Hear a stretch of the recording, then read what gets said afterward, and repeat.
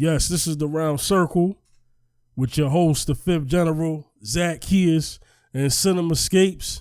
What's going on, y'all? Yo, what's good? Hey, what's good? All right, we're going to talk about a couple of things. This is the 10th anniversary, death anniversary, that is, of Michael Jackson. And we're also going to talk about somewhat of a lack of acknowledgement.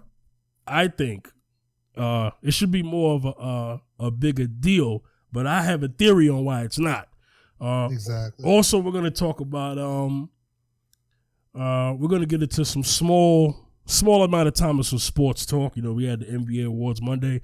We're going to talk about the BET Awards, and I'm going to give my opinion. And I know every year we kind of run into this topic because it's annual, and our audience is our audience, so I know they want to hear what we got to say about the BET Awards. So last time around the BET Awards, sadly we had the death of Prodigy.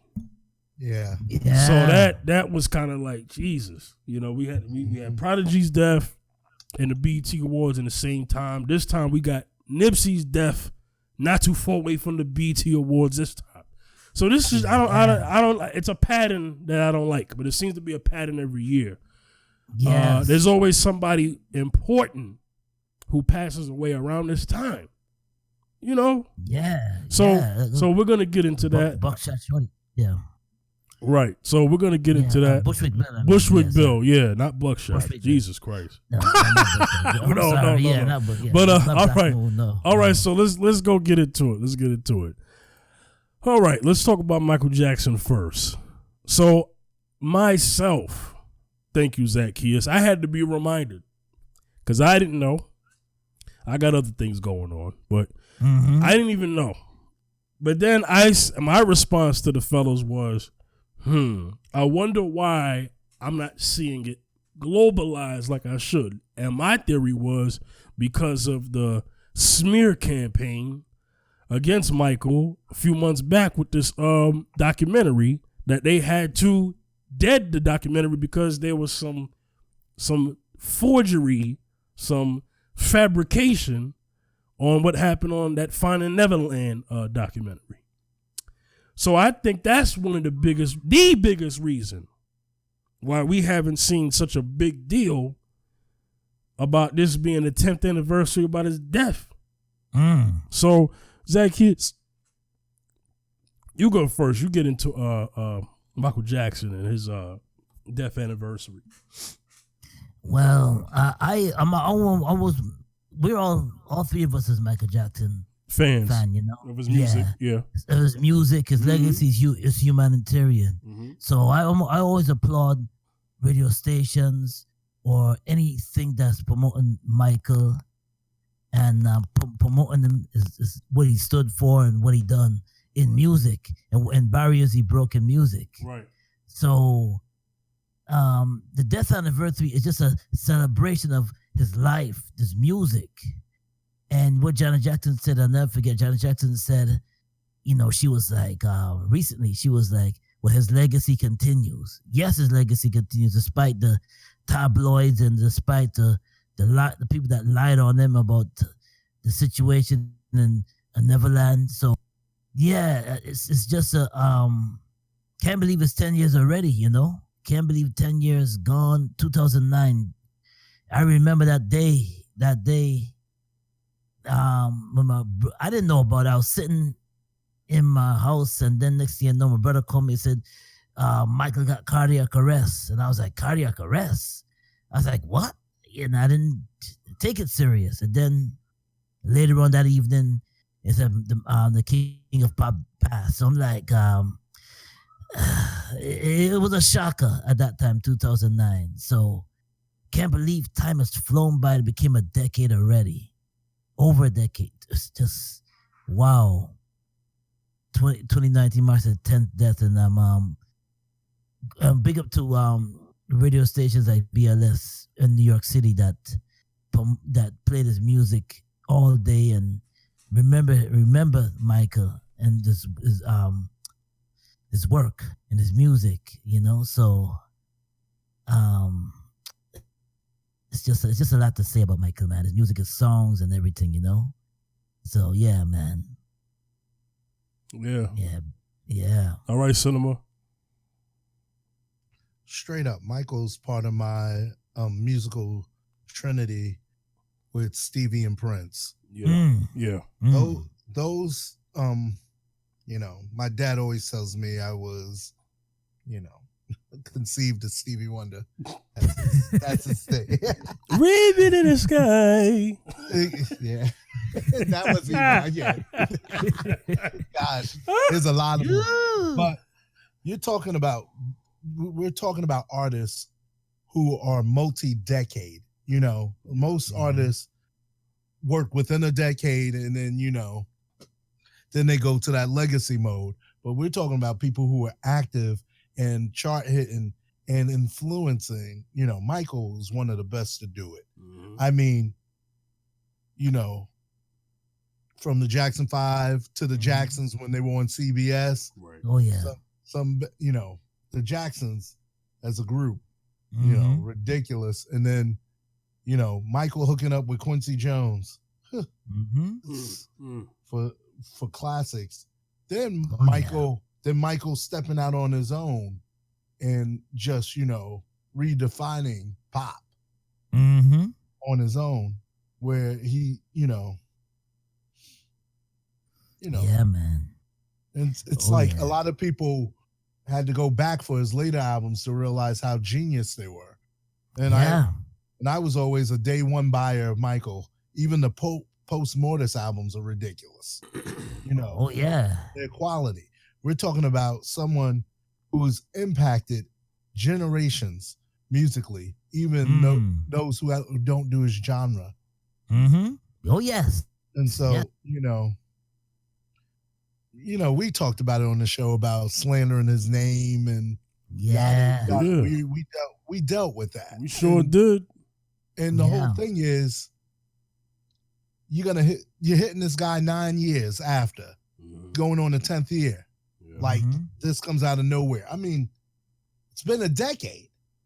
Yeah. Seriously.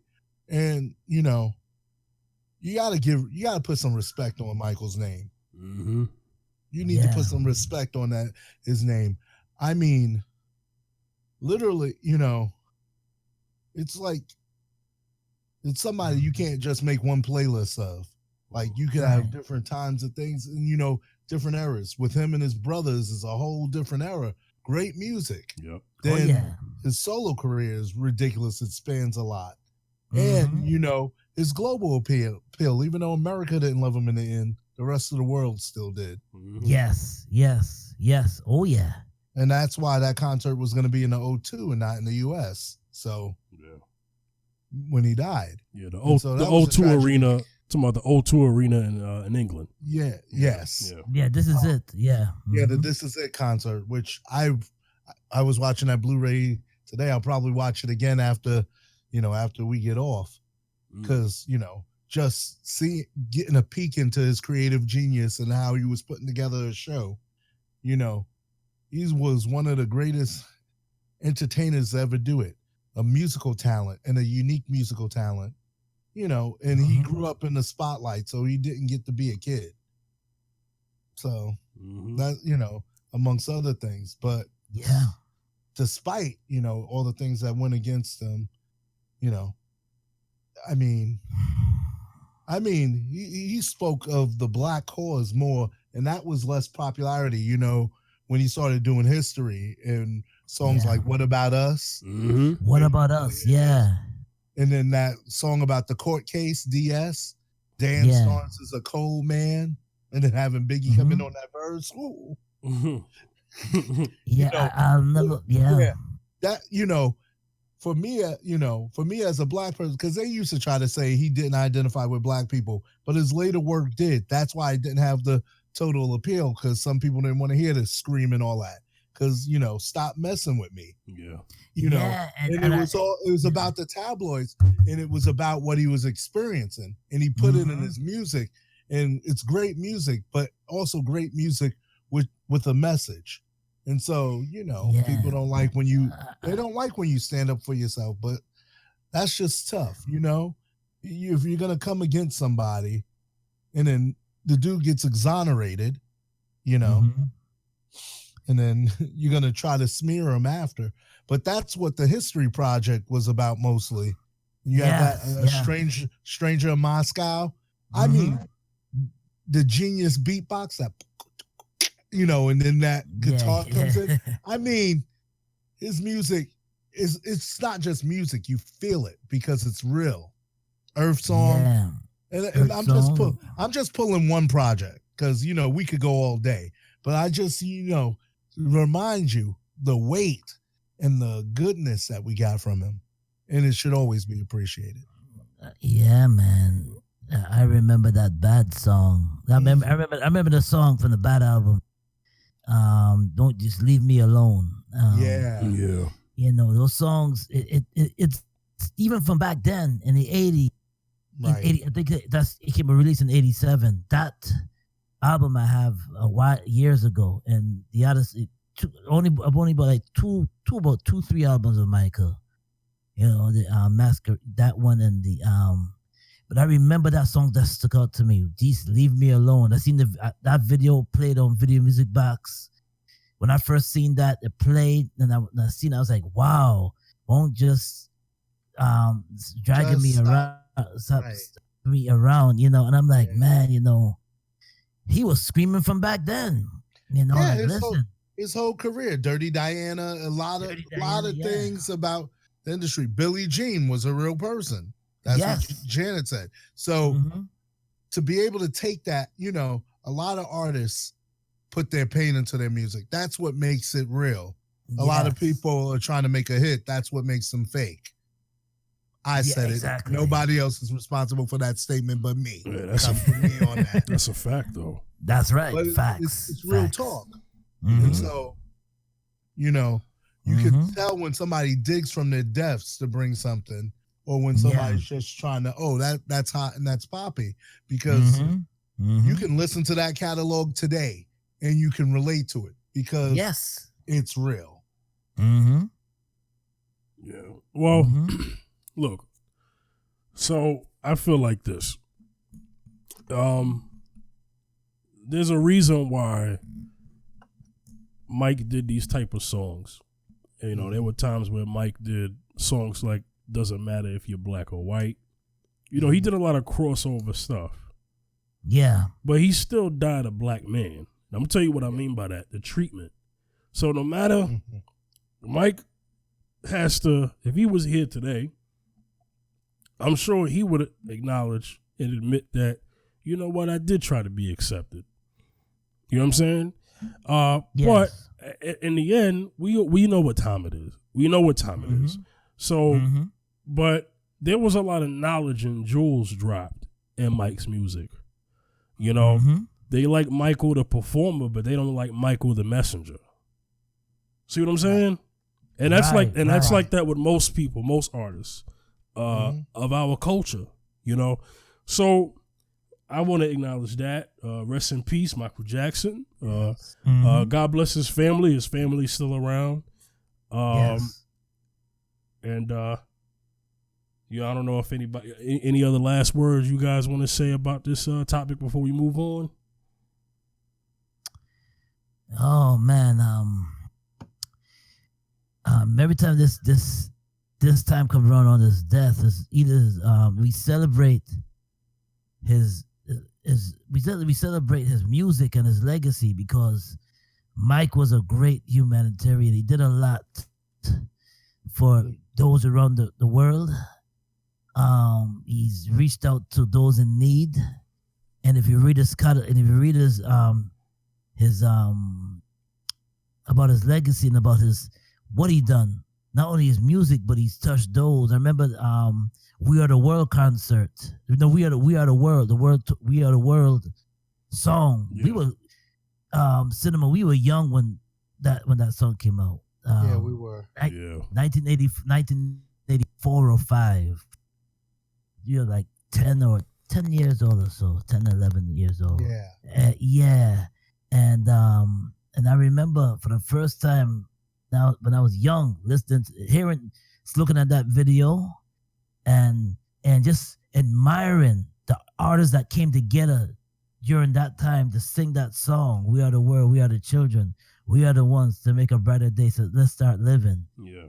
And then he continued with that dream and vision, and said, "Listen, I'm gonna reach out to those in need around the world. I'm gonna provide water." I remember when he did the tour, he did the humanitarian thing in Haiti. I remember when he did that, and people still remember that till this day. So we can all agree to this with that. We gotta forget about what these people are trying to get in with, and I even when they came up with Wacko Jacko, I said that they're whack. The media was whack because they always tried to bring him down. They always did, and that's my last words for Mike, man. All right. Rest in peace. Yeah. Yep. And yep. Exactly. Mm-hmm. All right. Well, his legacy lives on musically. Also in other ways as well. So we're gonna get into our next topic. We just wanted to acknowledge that for today. Mm-hmm. So real quickly, and we're gonna get into the BET Awards. So Pascal Siakam of the Toronto Raptors, he won Most Improved Player. He deserved that. He deserved that just based off his Yeah, I can agree with. Yeah, that. I could. Right. Yeah, So it was down to 3. It was between him, De'Aaron Fox, and D'Angelo Russell. Don't get me wrong, D'Angelo Russell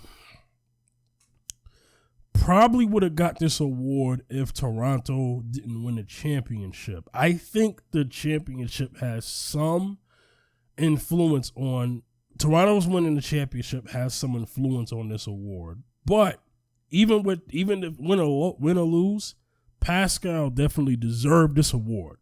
He definitely deserved it.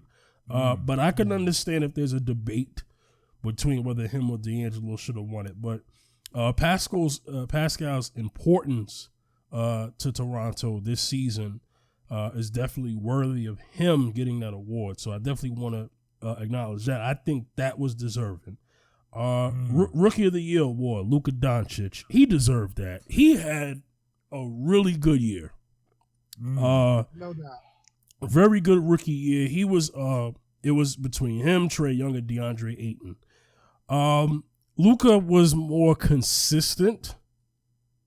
So and actually ended up getting a leadership role with Dallas. Yeah. So he carried that team. He did. He deserves that award. I won't even argue that one. Sixth Man of the Year, Lou Williams. You know what? I gotta say, he was up for it before the trade and after the trade. So he definitely deserved that award. I'm not even gonna I don't have a problem with him winning that. I don't have a problem with winning that. He's very important to the to both Philly and the Clippers. Okay, so definitely when he got to the Clippers squad, he was the best player on that team to me. Once he got traded to the Clippers, because you got rid of Tobias Harris, who was with the Clippers in the beginning of that season. So you put Lou on the Clippers now. I mean, he basically outshined everybody on that team.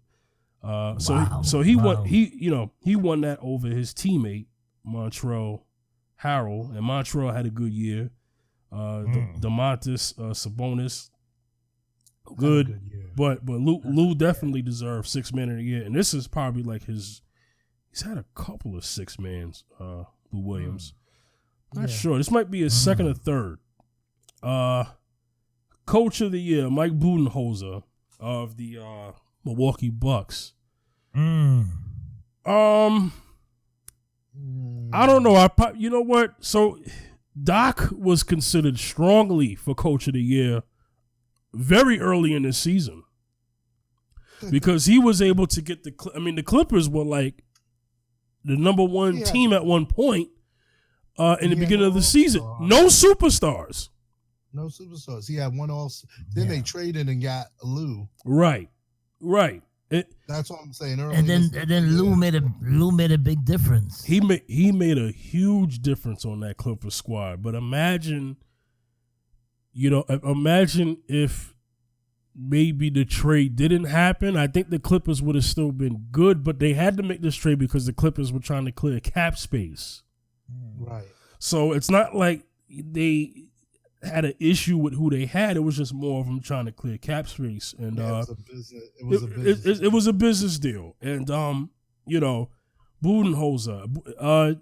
But let me acknowledge what at least what Budenholzer did for the Bucks. Bucks had a good season. Right. Good season. But Toronto was just too strong, man. That was a strong team. And Toronto really got challenged in that Philly series. I mean, they almost didn't get that. So that really pushed Toronto over. And I think Toronto became a better playing team after that series because they realized how devastating that it could have been for them to lose that, as good as Toronto was in that series. And then they did work in that Milwaukee series, man. They reminded people how defensively good they are. Before they got to the finals. But I don't know. I like Doc. How many defensive players of the years in that squad? Shoot. Well. Shoot. Well, exactly. So speaking of that, let's get to the defensive player. Yeah. Rudy Gobert. You know what? Giannis almost got that one, but you know what? Giannis ended up getting the MVP, and I'll get to that in a second. But Paul George did really good on the defensive end. But Rudy Gobert, I mean, this is probably Rudy Gobert won. I think he won a Defensive Player of the Year award before. I don't think this is his first. Could be wrong. But I think, or maybe he might have been a front runner. But I think he has one. I think he had one last year or the year before last. Not sure. He got that. Now let's go to MVP. This was a tough one. I will admit this was a tough one. It was between Giannis Antetokounmpo, who we know as Greek Freak, got the MVP. This was between him, James Harden, and Paul George. Okay, James Harden could have easily won this one. Easily. But Giannis plays both ends of the court. Giannis is all over the place. I know. He's hard to stop, and then he's a stopper himself. He deserved this MVP award because I feel like this. If he didn't win it this year, he probably wasn't going to get it next year. Or maybe I could have been wrong about that. But James Harden got the MVP last year, right? So, this could have been a 2 in a row for James Harden. But I definitely need to get to you, Cinema, about this one. What's your opinion on the MVP award? I know I didn't think Paul George was going to get it. I felt that was out. But before I speak on that, go ahead. Let's just say 2 of the people I think were also up and should have been in that weren't even in it for the running. Who's that? Kawhi. Yep. And Kevin Durant. Yep. Let's move on. Yeah. Because that's a whole nother conversation. We don't even have to touch that. Yeah. Let's deal with the 3 out of there. Yeah. Paul George had an excellent season. He did. Mm-hmm. But if your team ain't going nowhere. That's hard, yeah. If since KD left, that your team hasn't won a playoff road game. Yeah. That's kind of it for you. Yeah. You know, enjoy the nomination. Now, the real thing is James Harden and the Greek Freak. Mm-hmm. James Harden was dropping 50. Oh, 50. Yeah. Oh, my. I mean, balling out in the season because this is a season award. Yeah. We're not even kidding. That's why you have finals MVP. Exactly. So don't even try that. I think that award is pointless though, but that's a different discussion. Yeah, okay. Yeah, it's because that person didn't get season MVP. That's really a cover your butt award. Yeah, but it's a dedication. Another conversation. Right. Yeah, and it's a dedication to what's his name from the legendary. Was it Larry O'Brien? No, it's Bill Russell. Yeah, the MVP award is the a finals tribute MVP. to Bill Russell. Yeah, the finals MVP award. Yeah, because they didn't have it when he played. Right. So he could have won it all every year, the whole decade. Would have had 11 of them. Basically, it's named after him. So it's there as a tribute and a cover your butt award. Right. But season MVP, I mean, they were both playing their butts off. To me, that could have went either way between those two. Yeah, that's a tough one. Because Giannis was bringing the scoring, but bringing the defense. Right. And James was just torching defenses. Yeah. James Harden's a bad man, whether you like him or not. Yeah. You got to give him his props. He's somewhat, he's like unguardable. Right. Yeah. And he shoots more than he drives. And so the accuracy of his shot is it's ludicrous. That step back got you. Yeah. It's ridiculous. And his handles are ridiculous. Ankle breaking. And Giannis is just taking off from the free throw line like, what? Right. Stop me. Right. Toronto had to stack it up against them with defensive players of the year from past and present future. I mean, how many people in that lineup? And, Green plays defense too. And people trying to, and Van Bleek definitely, they play defense on the string. That was the only way to stop them. And I think this year everyone's overreacting because it was a lack of experience. Remember, Milwaukee's a young team. Yep. And Toronto's a bunch of veterans. Veterans already know how to win. Young players are learning how to win. And so you can't discredit him because of what happened in that series. That was veteran adjustments. And so when you have veteran adjustments, that's going to happen. So to answer your question, I'm cool with Giannis or Harden. I thought Harden was going to get it. I thought so too. But I wasn't going to be. I'm not mad Giannis got it. Right. Now, if Paul George got it, it would have been a different conversation. Yeah, that would have been straight facts. Yeah. No disrespect to Paul George. One of my favorites in the league too. But, he is. Paul George is. Yeah, he's a good player. Yeah, he's a good guard. Of this time, yeah. Yeah, of this time. Yeah.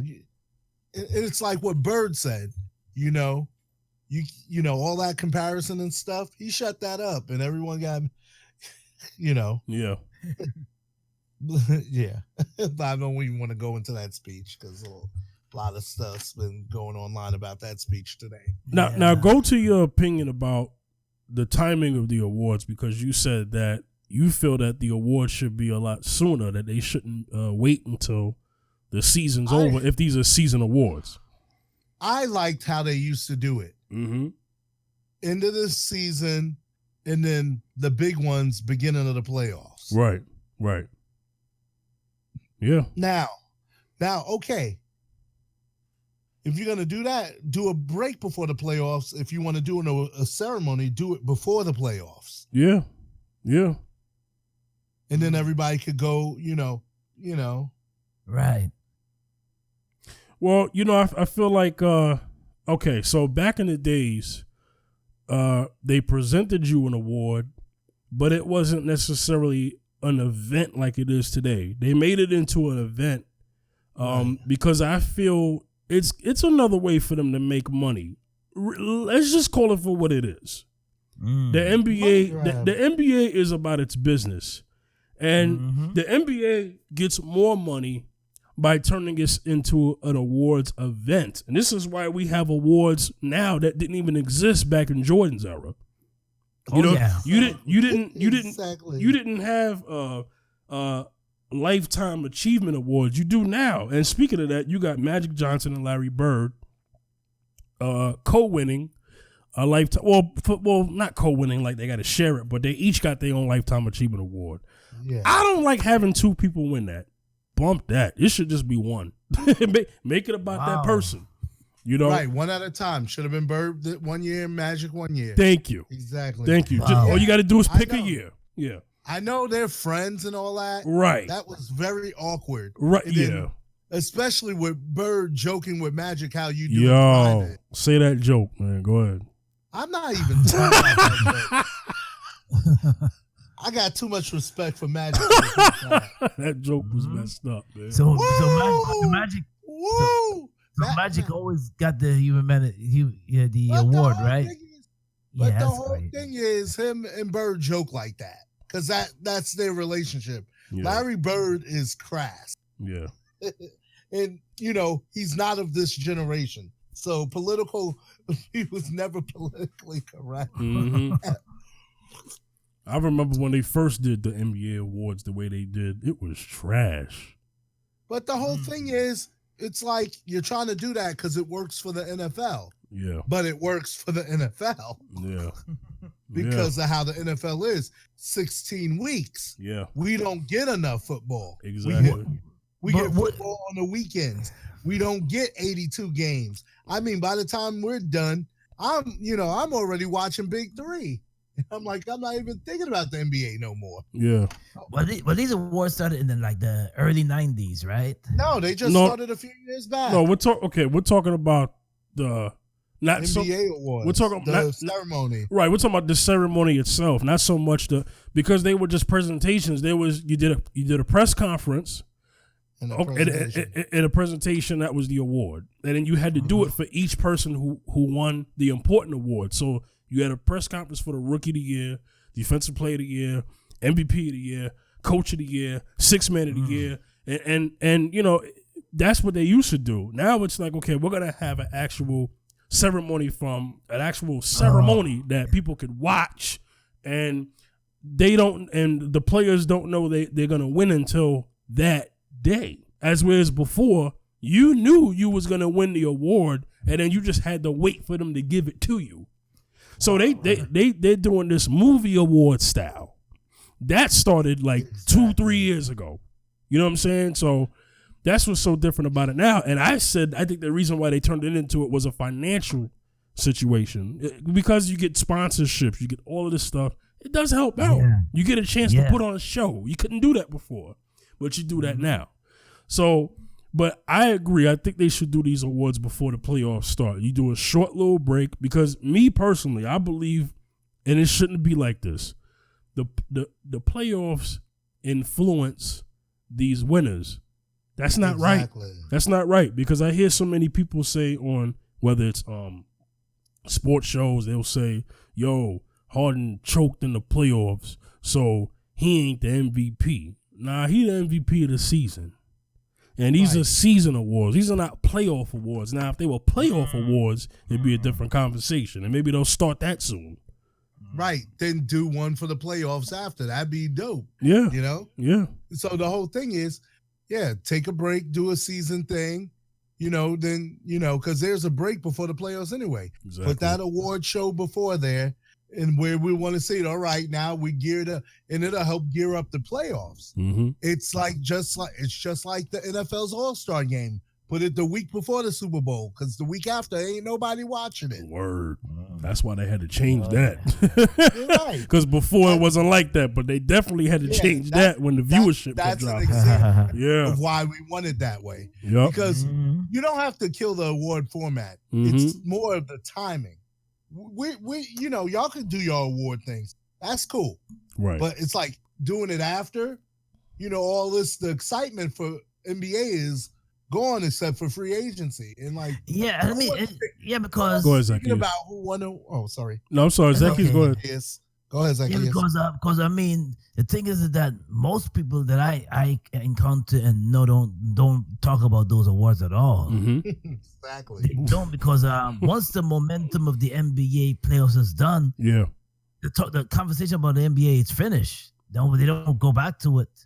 Mm-hmm. They took it. They hooray, yay! Toronto Raptors win the award, yay! Won the playoffs, yay!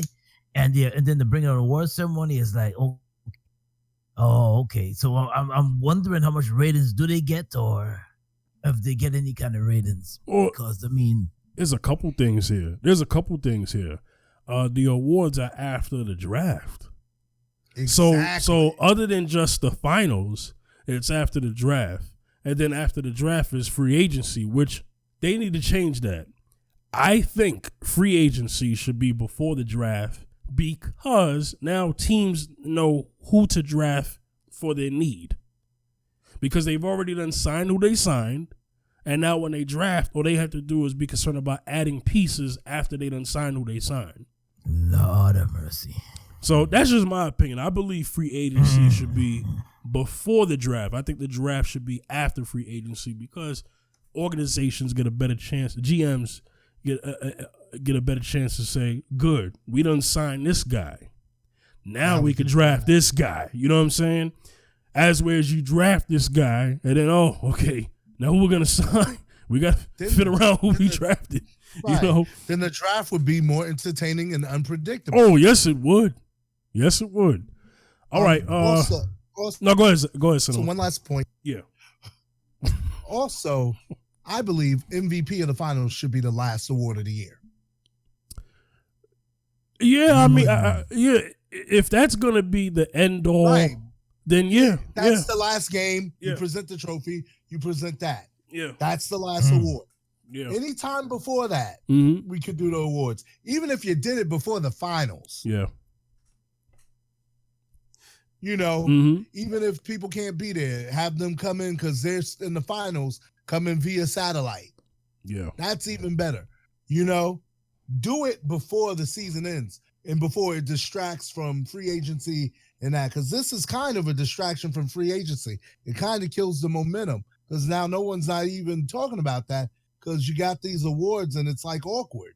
Exactly. And so the next thing is going to be when free agency actually starts, then summer league. Mm-hmm.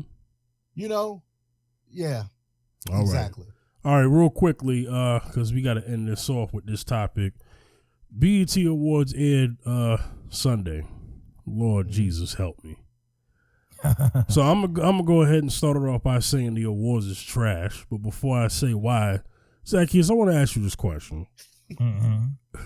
I think we already know the truth to this, but does the BET Awards represent black culture properly? It doesn't. Thank you. It doesn't. And I'm gonna tell you why it doesn't. Please do. Take your time. Yeah. The thing is this. they bring the artists on, and it's like it used to be a moment in time when it was something to watch. Oh heck yeah! It was like it was like a Super Bowl. Yeah, it was exciting, Mm-hmm. and you see these artists, these authentic artists, bring their performance. I mean, when they brought the performance, they brought the performance. Oh heck yeah! Lyricism, Mm-hmm. dancing, Mm-hmm. Creativity. Creativity was unique. Yes. And that's when hip hop was golden era, and it brought something to like where people when you watch the BET Awards, next day people talked about it. Mm-hmm. And now I'm not talking about just grown folks, young people in the classrooms talked about it. We talked about it in high school. Yes, we did. The BET Awards yeah. the BET Awards at one point. Okay, the golden era of the BET Awards, because BET Awards has their own golden era. Yeah. They were the best awards of the year. Yeah. Period. That's Mm-hmm. better. That's music awards. That's better than the Grammys. Yes, Way that better. good. Way better than, They were yes. that good back then. Yeah, much better than the Grammys. Yeah, It hasn't been that way in a very long time. because there's no quality to it. Thank you. There's no quality to it no more. Because what was once we sold what we sold, we sold the music. Bob Johnson. Music. Yeah. So once we did that, Yeah. what is there to look forward to? Nothing. Because gentrification. well, that's basically what's going on, and since Viacom / MTV has been owning the BET program, every BET was sold too. Part of the deal. Well, and that's the whole point of this conversation is that It was sold. It misrepresents black culture because black culture doesn't own BET anymore. So this is why we get these awards that we get. The BET Awards used to be a Super Bowl per se, okay, because it was, now we get to show our best. Yes. No, not now. I mean, it was ratchet as heck.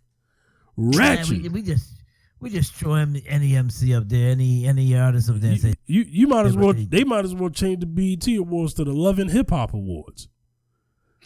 I mean, it was terrible, man. For real. I mean, for real. You know, for real. it was that bad. You know, and it's like, you know, I don't understand why we constantly have to go through this. Every year, I didn't even watch it. I'll be real, but let me break it down. Okay, so let me just say this: Mary J. Blige got the Lifetime Achievement Award. Okay, I'm glad she got the award, so I will be glad for that acknowledgement.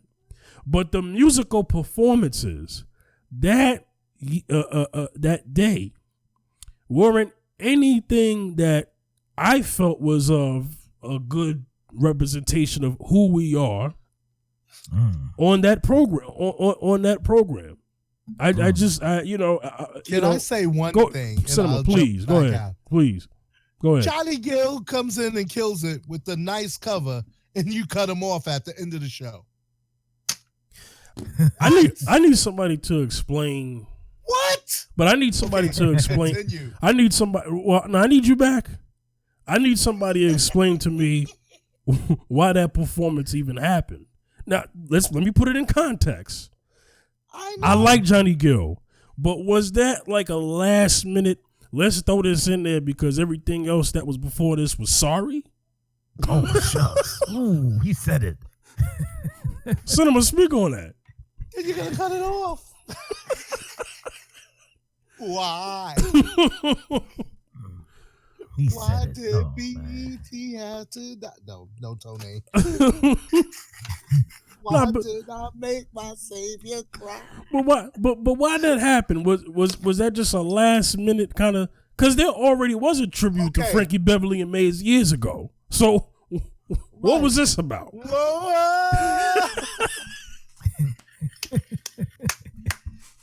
But he was jamming. No, he was. And it's like totally why? Right. That was like that. And then it's like, you know, I'm watching this with my family and we're grooving. And then the credits come and then the after party comes on. You know what happens when the after party comes on for me? Click. Channel turn. No. Because you know, no. The BET Awards are not handled with care anymore. Of course not. It's handled like the MTV Awards, except with a bunch of black artists. Yeah, that's it. You know what I'm saying? Once upon a time ago, the MTV Awards used to be good too. Oh yeah. But what happens when you sell the network from the original people who care about music? When was the last time BET, MTV, or any of their main channels show, even MTV Live, the concert channel, which was another live channel, and MTV got it. And then how many concerts do they even really show anymore? Now it's video shows. And I'm like, whatever you make this channel, you don't do with it. Yeah, see? BET's a bunch of repeats and a bunch of drama-filled shows. Then you're going to have BET Plus with Tyler Perry stuff now. Where's the music? Yeah. I mean, I used to come home and watch BET music for hours. Nobody's promoting music, good music, or anything because there's no outlets for music. You know, and with that, it just shows you corporate America doesn't care about the arts at all. And as long as you support this garbage the way it is, it's gonna be that way. You don't see, have you seen Beyonce come back? No. That's the last good performance. Well, that year when she opened with Freedom and set the tone. BT, and that was the last year Obama was in office. Coincidence? We'll see the Love and Hip Hop Awards. The Love and Hip Hop Awards. I mean, because it's not the same. Because there was a time where your big name acts, such as Beyonce, you just named, wanted to perform at that award show. Man, we're now at the point where big name artists skip the show. They skip it completely. They don't even go. It wasn't like this before. Yeah, and the gospel, or the whole gospel tribute, was the Sunday best judges and hosts. Yeah. Straight up. No, even the gospel tribute used to be hot. Remember? Facts. I remember. Oh yeah. I remember that. Facts. Remember they used that? to be every year. They anybody out there in front of them killing stuff? They were like they used to be better than everything that the award show had when that came out. It was either three things used to be the best things about the award show. I'll name the performances: the opening act. Yep. The Lifetime Achievement performance, ridiculous. The gospel performance, and the finale. Yep. Now it's just you open with trash, you end with trash, and you throw trash in the middle. That's what's been happening. What? You having the awards in Oscar the Grouch's house? Because it's a trash can. Hey, how about the Nipsey Hussle tribute? I don't have anything. Well, actually, I do have something to pick at. Not much, but yeah. Yeah, I'm not gonna wet diarrhea crap all over it. But yeah. I will say one thing. I think here's my thing. Okay, you did the tribute, fine. So they basically perform stuff from his last album, Victory Lap. So you had artists who worked with him in there. So that makes sense, you know? Yeah. But I just felt like it was inappropriate for cats to be throwing up gang signs and this brother just died. I mean, right. I get it. He was a rolling 60. I'm not saying anything negative about him with that because I don't want no smoke. But I just felt like that's not how you acknowledge somebody on an award show. I mean, that's all I'm saying. You know, that's all I'm saying. I probably memorial. Yeah. Zaccheus, Mary J. Blige's performance, right? Okay. Method Man came out. Yeah, he did. All I Need remix. Lil Kim came out with I Can Love You Better. Yeah. I love Mary J. Blige, but Mary J. Blige, I think age. I think her age is showing in her voice. That's all I'm gonna say. But I'm glad she got acknowledged because she's the queen. She's the queen of our. Sorry, I dropped my phone. Oh no, she's the queen of hip hop soul. She's queen of hip hop soul. So I'm glad she got acknowledged. But I think age attrition is showing up in her throat when it comes to singing. So. Listen, I like her songs. Yeah. We want some of the albums. We definitely love her songs, her old stuff, not the new stuff, but the old stuff. But I'm saying her voice is showing age. So, but to be fair, she looked like she was out of breath. You know, there was a lot of movement going on, and movement can wear you out. So by the time she did her last song, she didn't have no wind.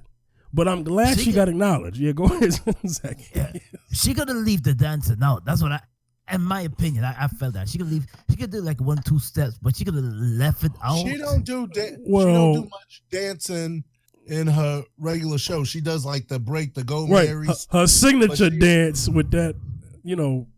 Yeah, but she's not singing when she's doing it. That's right. Like. Right. She hasn't done singing and dancing like that since she was on that label singing those songs. Mary J. Blige got her and my sister was waiting for that sidekick. Yo, Mary J. Blige and Diddy basically kind of dance the same. You ever noticed that? Of course, since day one. But it was fly for us. No, of course. You know, but that's what it is. Yeah. You know, and Mary's going up to the golden age So, right. But and it's not disrespect, but it's like right. she's doing a lot more than she would do if you go see her in a show now. I mean, she kills her shows. I'm kind of being cynical and funny, but I think that she definitely deserves a Lifetime Achievement Award. She really does. She really does. She deserves a tribute. And to me, it was kind of overdue. Wow. You know what? There's several people that we can say is overdue. I haven't seen an OJ's tribute yet. That's way overdue. Then. Oh my gosh! OJ's been singing since the 19. That's like OJ's whispers and stuff should have been done before I was born. The OJ, yeah. They should have been that tribute before. Yeah, before we were born. They should have had a tribute. I mean, the BET Awards. Maybe they did it with BET Honors. I could be wrong, but as far as I'm concerned, they could have done it. Yeah. I don't think I've seen a OJ's tribute, and that should be on the BET Awards.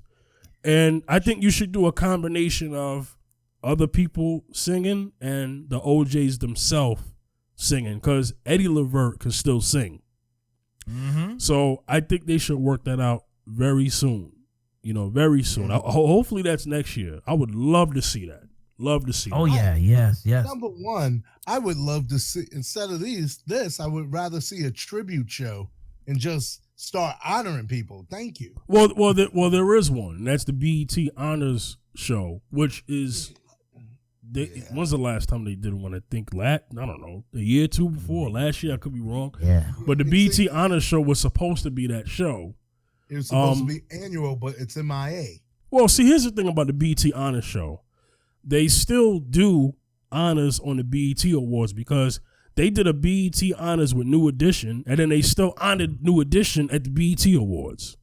Yeah. You know what I'm saying? So, but working upstairs. Right. So we're gonna wrap this up.